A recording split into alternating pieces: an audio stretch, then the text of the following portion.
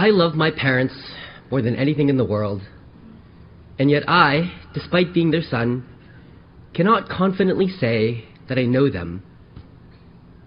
Yes, I know that their names are Sukidi and that their birthdays are on August 2nd and April 12th, and that they love me and my older sister just as much as we love them. At least I hope so. But it wasn't until I started my journey at Milton 4 years ago, just when my parents had finally returned to their home country, Indonesia, that I began to realize just how little I knew my own family. You see, you can spend your entire life with someone, love them with all your heart, think you know them, and still not know their whole story, not truly know them at all.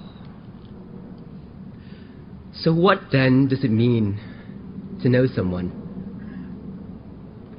When I first arrived at Milton, I decided that I wanted to have as many friends as possible, except there was one problem. Despite being excited to meet new people, I was a shy, introverted kid with the most horrific buzz cut you've ever seen. It felt like I was entering a community that had already been created. Every time I entered the dining hall, I felt overwhelmed by the sheer number of unfamiliar faces. And every day, if I didn't see anyone I already knew, I would grab a green to-go box and retreat to my dorm to eat alone. The days turned into weeks, and not long after, I found myself aimlessly drifting through the school year. Freshman year went on, and even though I slowly gained friends along the way, I still didn't feel like I knew anyone, at least not in any real, meaningful way. So, by my sophomore year, I tried a different approach. I wanted to make people laugh and smile, and maybe this way I would make more friends. At Beatnik, I performed songs like Grenade and You Belong With Me. In the dining hall, I made stupid jokes about the chicken being so undercooked it was still alive. And for Halloween one year, I dressed up as a hot dog and frolicked around campus, hoping that my funny costume would bring people closer to me. And for most of the year, this approach worked. I suddenly had more friends than ever, and I loved being the person that could make other people laugh and smile. But when sophomore year finally came to an end, I left feeling the same as I did the year before. While I knew more people, I didn't really know anything about them. When I look back on these years, I used to ask myself why it was so hard for me to form those deeper, more meaningful connections. And for the longest time, I thought that maybe it was because I didn't know enough people or that I wasn't funny enough. But it wasn't until my junior year English class that I had finally found the piece that was missing. During one of our first classes, my English teacher offered to begin class with a check-in question. The way it would work is that someone would come up with an easy-to-answer icebreaker, and we'd go around the Harkness table sharing our response. It was supposed to be a relatively lighthearted question, something like, what's your favorite ice cream flavor? But that day, I, without knowing at all how my class would react, posed the question, what are you most afraid of in life? I was met with a deafening silence, and I instantly regretted asking such a question. But when the first person spoke up, followed by the next person, and then the next, my uncertainties quickly faded away. And all it took was a question.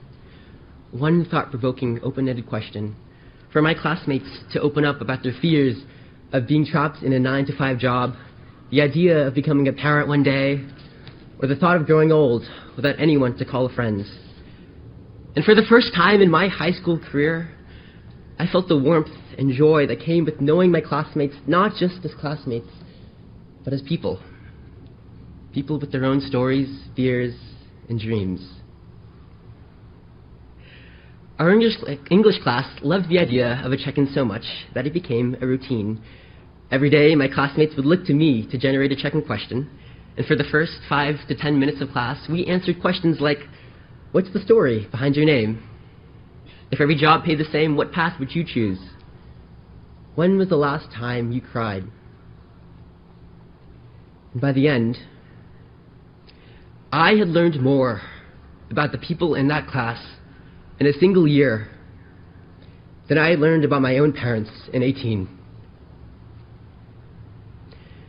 So when I visited my parents in Indonesia, I started to ask them questions too, about the choices they made in raising me, about religious beliefs I had simply accepted, about the story of how my mom and dad first met.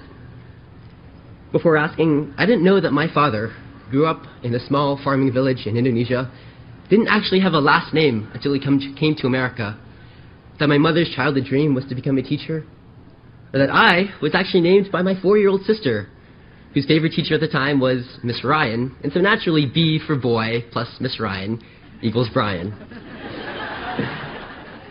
Growing up, I never saw my parents as more than the roles they played for me as mom and dad. To my younger self, they were just my parents. Only through asking did I fully begin to uncover the dreams they had to set aside, the sacrifices they had to make, but also the incredible gift they gave me by choosing to raise me here in America.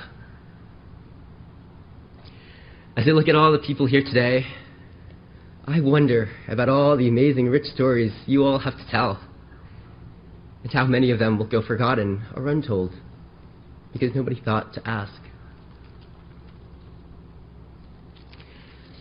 The single most important thing I learned during my time here at Milton is how to ask a good question.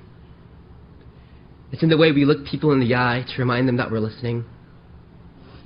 It's in the way we pause every time we ask someone, "How are you?" to invite more than empty one-word responses like, "Good," or "Fine."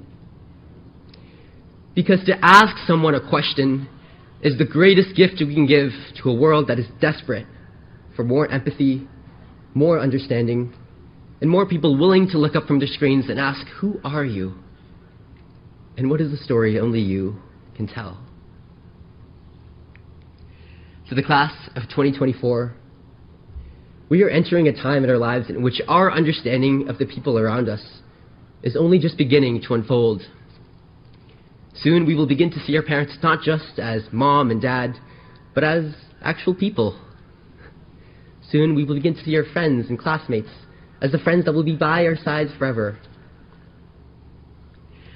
But in order to see the beauty in the people around us, we must be brave enough to ask. Be the one who asks, who listens, and who, through your curiosity, leaves no story untold. Thank you.